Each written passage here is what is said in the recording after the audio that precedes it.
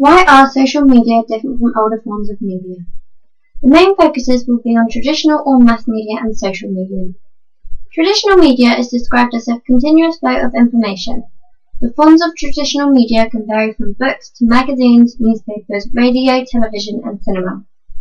Traditional media aims to inform their audience and is usually run by professionals. Social media is described as something where almost everyone can share their opinions and can express themselves freely. Also, power lies in the hands of the user, according to Taupo. Forms of social media can be social networking sites such as Facebook or Instagram, blogs, wikis, and podcasts. These forms can be used across a range of devices from computers to tablets.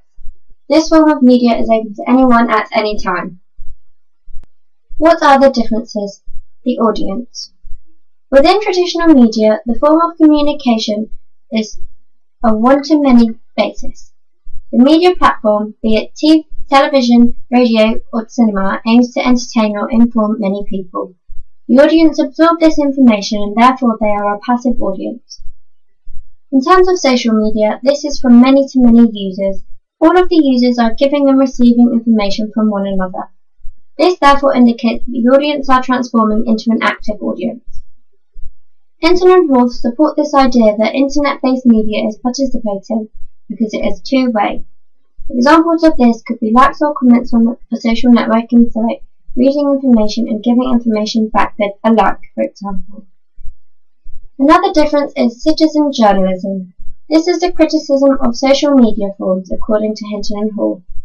The act of this is a non-expert audience having access to devices such as mobile phones to gain similar images and videos that are usually presented to us through the news or from professional journalists. The problem with this is that citizen journalists lack the training and rigour of professional journalists. Citizen journalism does not have codes of conduct to follow and they do not have protection from large organisations. Another important differentiating factor is the reception and appropriation of media messages presented by O'Sullivan and Jukes. Within forms of traditional media, certain audiences receive specific information relevant to them.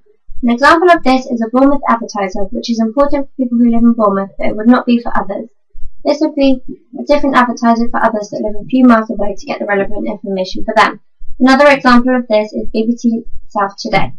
The difference with social media is that any information from any geographical location can be viewed within a few seconds, and there is the option to either filter local news or news apps, for example, or look at all locations.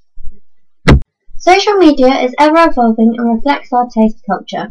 While more traditional forms of media are still relevant today, they do not reflect the ease and unique taste to seek information and participate actively within communicating, which is the differentiating factor from previously a majority of passive audience to the changing of the active audience.